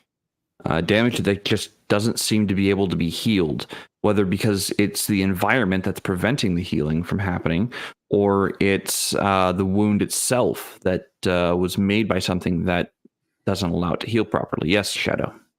Yeah, the one of my favorite monsters of all time, out of I believe it was the Monster Manual 2 or Monster Manual 2, the Vargulis. They're these heads with tentacles hanging out of their mouths and like bat wings coming out of their ears. Basically, they've only got I think like one hit die, maybe 10 hit points, something like that. But when they bite you, they do 1 to 4 points of damage that cannot be healed, even with a freaking wish. Okay, and number appearing 1 to 20. Those weren't tentacles that were hanging down. Those are the intestines. Okay, yeah. The intestines and the kidneys will choke and strangle. It's really cool. Are you sure? Because these things I remember having like really because it was their teeth that were so sharp that they would do, like I said, a D4 damage, unhealable even by a wish, and it was the sheer numbers. 1 to 20 against even if it's 10 against a party of 8. People are going to lose hit points. Yeah, sure, they're probably going to kill the Vargulis, okay? But they're going to walk away with that with some very interesting scars that are never going away. I know Pathfinder has their version of them. I've seen them in 5th edition. They're not as scary. They're... I mean, my bad. I'm thinking of first and second ed. Yeah, first and second ed Vargulis are terrifying. What were those mosquitoes that, I mean, they're not mosquito size. They're like sizes like small birds. Steerage. Yeah, those things are nightmare fuel in their own right. Mm-hmm. What but do it's you mean? Not permanent. It's not going to leave a lingering... Oh, no, but the mental image of a thing that has a... proboscis that is almost a foot long sticking into your chest. It's proboscis into your chest. It sucks out your blood. Yeah, or wherever they tag you. It is still, for body horror. Oversized mosquitoes. Yeah. So I think this is going to be the last question for the night, maybe, given we've only got about 20 some odd minutes left. And this question is something that Shadow mentioned at the beginning of the night. Is making the player characters feel isolated and vulnerable within a horror location important to your atmosphere that you're creating? Shadow, I'm going to let you expound upon what you'd said earlier. Absolutely crucial. There's nothing like being alone. A lot of people are afraid to be alone, especially these days. Whether it's using their electronic devices to feel connected somehow. There are a lot of people I know that they just absolutely hate to be alone, and to the point where they'll talk to themselves if they are being isolated, especially if you can isolate the party from itself. The old never split up the party. Party. There is nothing like the good old fashioned kind of like a pit trap, but if you fall in it, you go down like 100, 200 feet, sliding down to some other place, and the party, the door flaps back up, and the party can't get to you, and now that player is removed from the party somewhere else, and they can't communicate, and then it happens again and again, or something happens and splits the party nice and even in half. Maybe a magic-based trap where whoever trips it, it teleports them to somewhere else, and or even if you're really, really clever and you can pull it off, you get them to do it themselves. Pull this Scooby-Doo, Fred and what's her name? They're going to go upstairs. Scooby, Shaggy, and Velma. They're going to go down, downstairs in the basement. You get them to do that. Oh, they're going to do the work for you. I was about to say the only reason why Fred and Daphne was it Thelma? Yeah, Thelma. The only reason why those two broke off is so they can go somewhere to hide and fuck. Let's be honest about it. Hey, if you're playing the right game, a good old fashioned victim game from Beyond the Supernatural, where you're playing normal characters, kind of like a one shot or whatever, and they're not playing superheroes, like in so many other games. If you're playing something like that and they actually care, especially if it's like a campaign, then how many horror movies have actually done that where the couple goes off and does something like that? All of them. and sure enough, the guy gets it, and the girl's running around,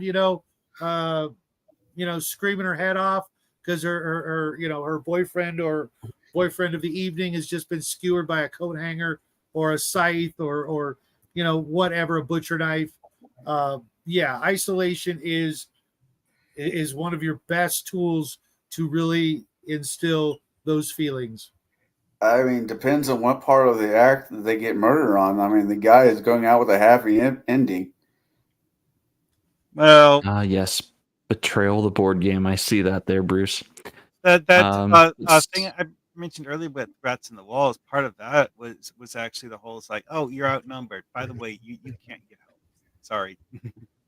It's a good story. So what about you, Mar? Like, is making the player characters feel isolated, is that something that you find valuable to the horror setting? Yeah, absolutely. But I mean, it's not one of those things where you want it to be absolute. It's one of those things where you need it to be something to restrict their options. I mean, because like I mentioned earlier with the whole like spooky graveyard thing, is that, walking into a spooky graveyard and having the dead come to life and attack you. That's less scary if you can just run out of the graveyard and to tell the town guard about the problem and let the town guard worry about it for you. If you actually have to deal with it yourself, that's far different. And that's where the whole like isolation thing comes in. It's like forcing the players to actually do it themselves and not just, wander off. What about you, Bruce? How do you make your player characters feel isolated or vulnerable within a horror environment?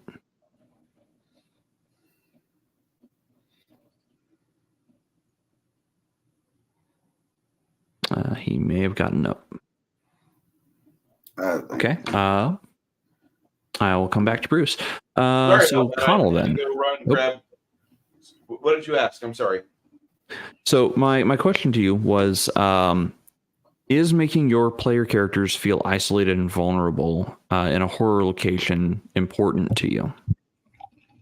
That's the only thing that matters to me, is getting them completely getting Linus's blanket out of his grasp and making him completely vulnerable to anything Lucy wants to do. Absolutely. You want to make them feel like they're walking around in middle school trying to hide that awkward boner, and then you've got to like get down into their head, and you've got to bring their worst fear to life. Maybe the fact they tripped over the nightstand in the hotel room and one of the spider things has grabbed onto their ankle and it's biting into his Nike shoe, and he can feel the 3 or 4 protrusions up against his bone, and another proboscis goes in right behind that vein, that Achilles tendon, and he can feel things being drawn out of his foot the whole time, and all he can do is crap his pants or pee himself and shriek. The other players are there watching this thing adjust and settle onto his foot. It's like a 10-pound chitined object, but it's got latches and barbs, and it's wrapping its 8 or 10 legs around his phalanges as you see the hard work of young Chinese kids get torn askew. Hey, Bruce. Yeah. How about instead of being pulled out, something is being put in? Reminds me of a joke. God. Just saying. Yeah, take my blood. Don't put anything in me. You know what I'm saying? Don't put anything back. You can have the blood. Sorry about that, Jade. That's fine. It's all horror themed, so the more horrid, the better. I would think. So provided we don't Conall, go into Legend of the Overfiend. Sure. So Conall, when making your because like I said, I know you've run Rise of the Rune Lords, and I know there's this haunted manor that is just absolutely devilish in design. Roger, how do you make designed it? Yeah, how do you make the players that enter that manor feel isolated and alone and vulnerable? Like what do you do to drive home that isolating feeling? If using the base mechanics, see, I'm a strong believer. Just because you have a module doesn't mean you can't make it your own, especially if you ran it a few dozen times, which is really much has gotten to that point a few dozen times, where I will put traps in certain rooms or loose boards where they fall through the floor and now they're in a basement and they're now separated from the rest of the party, or they go into a room and a haunt triggers and the door slams behind them, or there is multiple different mechanical way through in the mansion as a DM that you can use to separate the party. The house itself, the mansion itself, correct me if I'm wrong, Bruce, because I know you ran this, is a phylactery. He might be gone. All right. So the house itself is haunted as a phylactery. You can't burn it down. They try to bang on the walls, the windows, the door, trying to cut their way out, and the walls slowly start to heal themselves. The glass panes become full again. Just because they're together doesn't mean they're just because they're together does not mean they're not separated from the rest of the world. And just because you have the Fantastic Four behind you, in your opinion, doesn't mean they can't slowly be taken off the board. 1 Indian, 2 little Indian, 3 little Indian. Now it's just you. And If depends on how you're running this and what kind of group. I mean, I don't recommend doing this with kids, especially if you're running it, young kids. I'm not talking about teenagers. I'm talking about young kids. Keep it campy, keep it Halloween, ish to a certain point. But if you're running for teenagers and adults, there is enough horror movies, literature, whatever out there. I mean,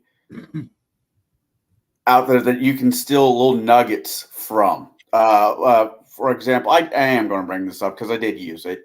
In the first Nightmare on Elm Street, when the girl Nancy is trying to run up the stairs and she's slowly sinking into the stairs as she's running up them, but have a player doing it with a player using I don't know, a sand pit trap or some kind of mechanic that you can actually find in the game and use will do wonders to the party, and making it where they can't leave the place until the mission is done.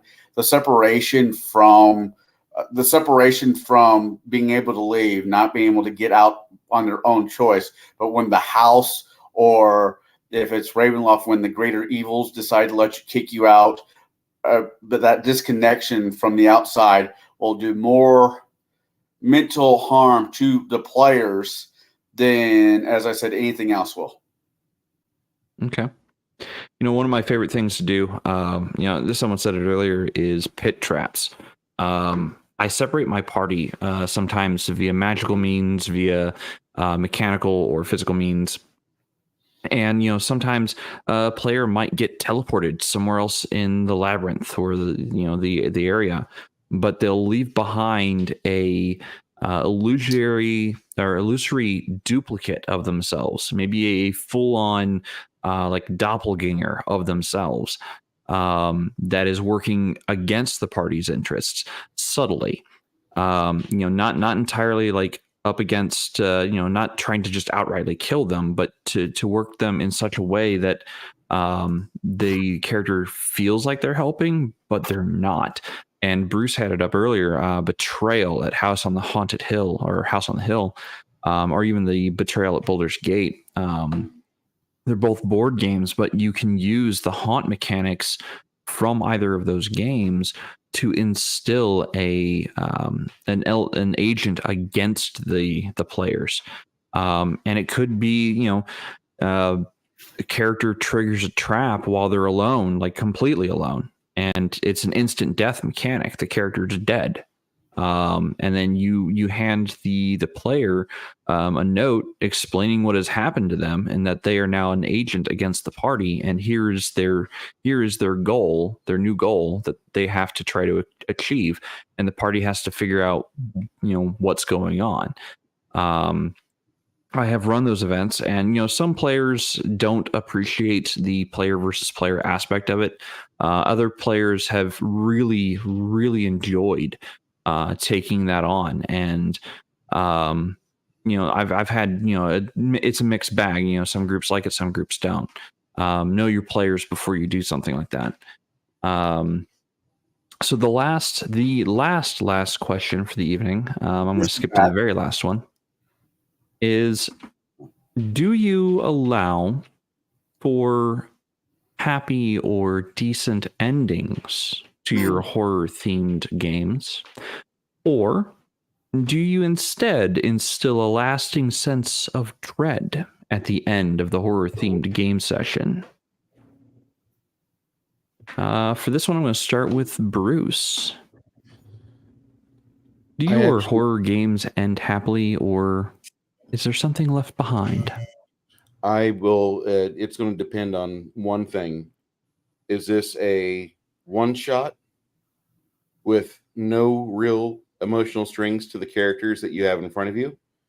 Or is this a campaign?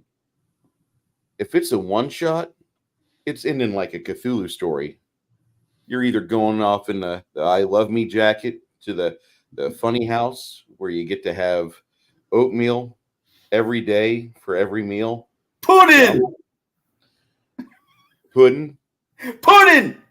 Yep. I love pudding! Oh, God. And Yeah, that was coming. then if it's a campaign, It's actually going to depend on how the players performed. If they mostly succeeded, I'll give them a mostly happy ending. You managed to get out of the hotel. Your friend Jeremy is limping really badly in his right foot. Most of his top of his tarsals are exposed.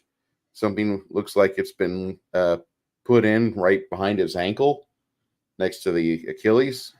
And the sun is rising as the smoke is curling from the ruins of the old Holiday Inn. I've been there.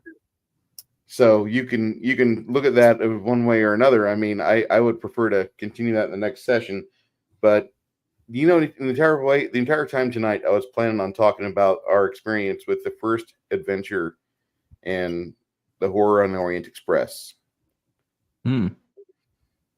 And the way that starts off is that you finally find your long lost professor buddy, Professor Smith, and his manservant. And there's a group of people that have been dying around them. It looks like every time you find a corpse, it's the same corpse. 4 identical bodies at the total of these. And once you find where your friend Professor Smith is, he's beaten up and he's bleeding out. He's not feeling good. And he gives you the directions of where you need to go next. And he tells you that the cultists of the Skinless One have been besieging him for the past 6 months. And the players make their way to a location, and they happen to find that there's a American Flyer train set there with a figure 8 pattern with varying levels with the trestles set up so the train goes up and down and over things. And when they first plug in the train set and turn it on, after a certain amount of rotations, all of a sudden the ground shakes, and going from one corner of the room diagonally through the other corner of the room is a real life steam engine with passenger cars. And it just went through the house. The players didn't realize it, but they summoned it. When they look at the engine, it's got some sigils and runes on it. So sigils and runes on the passenger car track. What the fuck did they just do? Well, obviously they summoned this thing. They need to go in and see what's going on. When they get inside, that they're taken to the spirit realm, and Professor Smith's spirit explains to him a little bit more about the Skinless One. And he says, hurry, I've only have a little bit of time here. I need you to use my parts and my manservant here, who is now perished.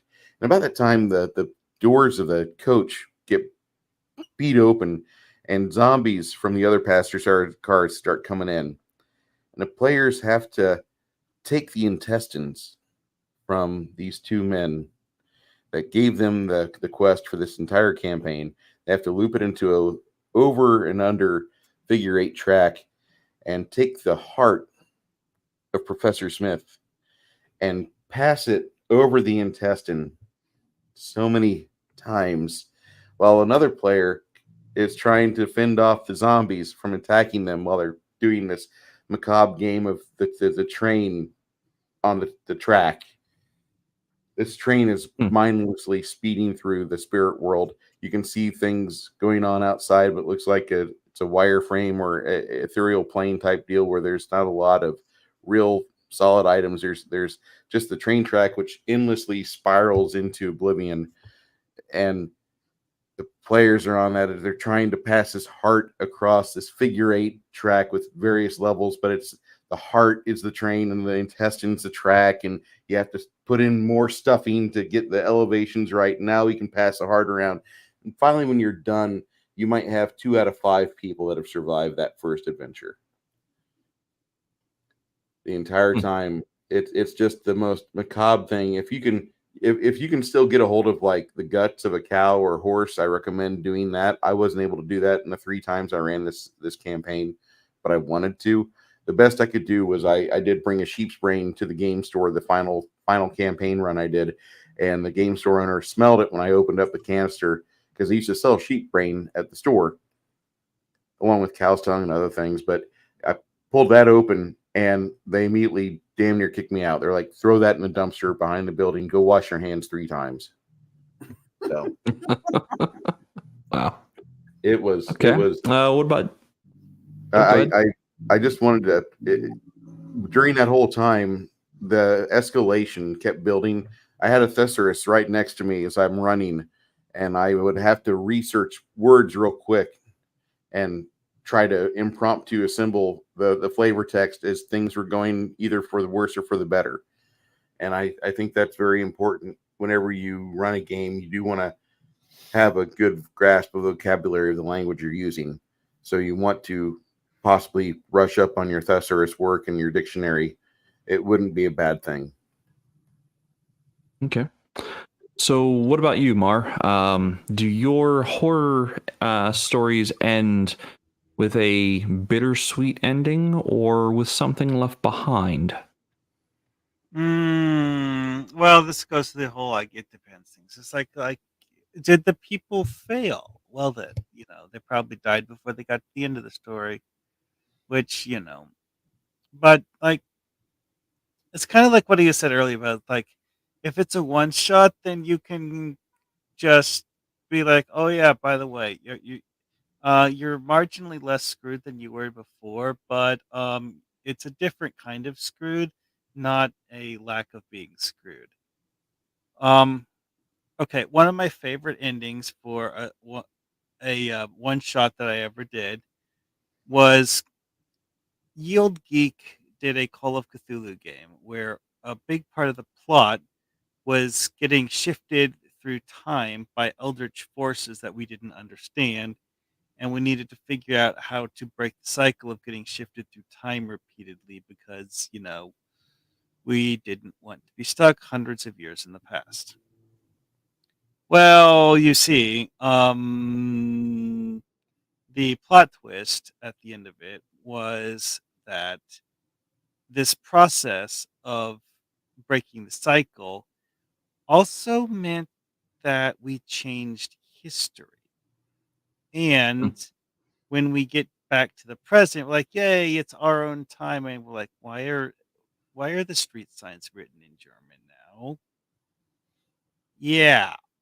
It changed histories to like, well, we started from a location in England, and the idea that they went with is that the in this particular timeline that we had now created, the Germans had actually, you know, conquered England during World War II. So now everyone in England, is ruled by the Germans now. 9999. Oops. Sounds good. Okay. But see that was one of those things where it's just like this weird rug pull sort of ending where there's nothing leading up to that because of the fact that you're in the distant past, hundreds of years before then. You don't really have any grasp of how your activities are affecting things that haven't happened yet. Well, then that happens, and you're like, oh, crap. And Okay. that's how it ended. All right. Oh, Connell, how about you? Do your players get to have sunshine and rainbows at the end of their horror game, or is it still dark and horrifying and a sense of dread left behind when all the dust settles? Well, 3 of the 5 people I ran for last year for Christmas could answer are here in this panel. One of the characters decided to exit life because of choices. So, was there a happy ending at the end of that tale? For my character, I would say no. There was not a happy ending. I don't think a happy ending is incredibly appropriate for a horror-based campaigns. You finally get through wherever, you bust open the door, and you see the gloriousness of the morning sun shining down on you, and you think that you're finally free. The evil of the night has been beaten back just for a little bit, and the sun's a little bit more brighter. The flowers are a little bit more, they smell a little bit better, only for a arm reaching out of nowhere, grabbing one of the players and dragging them back into the building or into the ground is normally how I like to end the campaign, especially those. The psychological aspect that majority of the party ate children pies still lingers with some of the players today, and I can't wait for next Christmas. I think, I come from a part of growing up with Eastern Europe, mythology where there is no happy endings, especially around Christmas, and this happy-go-lucky stuff that because ... we all live through the day. I think is bullshit, especially when you're running a horror campaign. No, no, no, no. Just because you beat the evil back doesn't mean the sun won't go back down the following day. Okay. And Shadow. So you guys saw it. I was running a kind of a horror traveler game. There are millions of movies that do exactly that. Why can't it be both? Little Shop of Horrors. Everybody's happy at the end, and then you see little Audrey 2, 3, and 4s, on the shelf. Why not do that? Every once in a while. I know it's become kind of more common, especially with Marvel doing stuff like that. It's a happy ending, and then you watch the credits and you get the little cutscene or whatever they call it at the end, of some new impending doom. I think that's a great segue for any horror game, whether it's a one shot or not. If they earn the happy ending, because one, I like the idea that this is actually a game, and maybe giving them an option for a win. But okay, you got the win, you got the happy ending, but guess what? Here's a reason for another party to pick up where you left off, or for a sequel.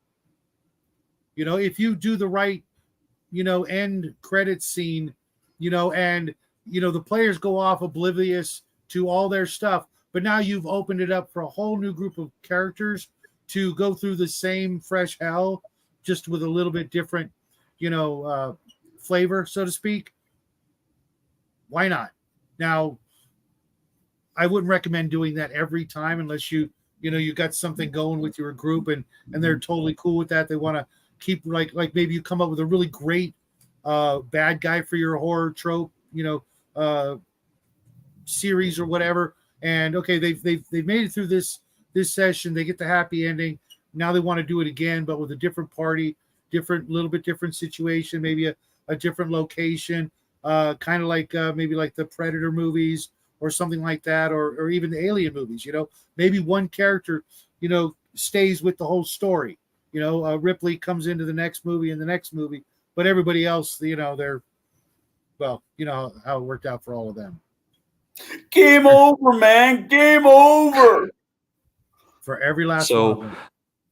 One of my absolute favorite endings, and now granted, I don't do a lot of horror genre for my table. It's not typically one of those things I do. I said this last year because I was trying to learn more about how to perform horror as a game master to run horror games. But one of my favorite endings to a game was one that it was kind of a long con, and what had happened was I was tracking damage, for each character because I knew all their hit points, I knew their ACs and whatnot, and I was tracking their hit points throughout the scene or throughout the entire story. And some of the characters, and they knew they were taking hits. They didn't know exactly how bad the hits were sometimes, but I would give them a sense of, hey, you're not feeling so great. I would put that in there, and then several of the characters, actually, I think all but one of the characters reached negative 10 or more hit points. So they technically died, but the haunt, the horror environment, kept their cognitive, ghost, their spirit going, kept them acting in the party. and kept everything going. So when all was said and done, and the characters went to leave the haunt location, only one player character walked out. They thought they were walking out with all of their friends still intact. And when they looked back, they saw the ghosts of their friends being dragged into the haunt as it because they decided we're just going to burn this entire place to the ground. And they saw all the damage that had added up on their friends, on their ghost. So they saw exactly how they died in each, for each one of them. So only one character made it out, and the rest of them perished throughout the entirety of the event. I like that. Yeah. So it left a sense of accomplishment. Like, yes, they did do it. They did succeed. But the cost along the way was revealed at the end. And I've seen this one done. What Elle's saying? What if they were dead to begin with, but thought they were alive the whole time? I have seen that done, and if it's done well and done expertly, it is amazing to see how it plays out. Especially the twist, the final twist of the blade, when the players are all like, "Wait, I was dead this entire time." Just that look of betrayal, like that shocking betrayal. Like, how? What was it? I read it for Lent, Dante's Inferno, but the entire the Divine Comedy, having Dante actually be dead the entire time, and you don't find out until the very end, but finding a way to do that for a campaign. How could you not know he's Spoilers, not, dude. dead the whole Spoilers. time? Kidding. If you the book has been out for almost A long time. Yep, I want to say about 500 to 600 years. But he's in hell. How do you not know already he's dead? Right. That's how it works. No, not always. Anyway. Not in some mythology, somebody has walked down into the Hades and was still alive on the way in and on the way out. Well, this discussion, I think, is a good ending point for our discussion. I hope you enjoyed tonight's Gatekeepers. Everybody, I will see you next time, and we'll have a new topic for next week, the day after Halloween. And remember, have a great one, everyone. Good evening. Now, if you haven't already done so, please consider subscribing to the channels in the video description. If you liked tonight's content, please consider hitting that like button, as it really helps the channel out and, tells me that we're doing good things with the channel. So, until next time, I bid you all very hauntingly good time.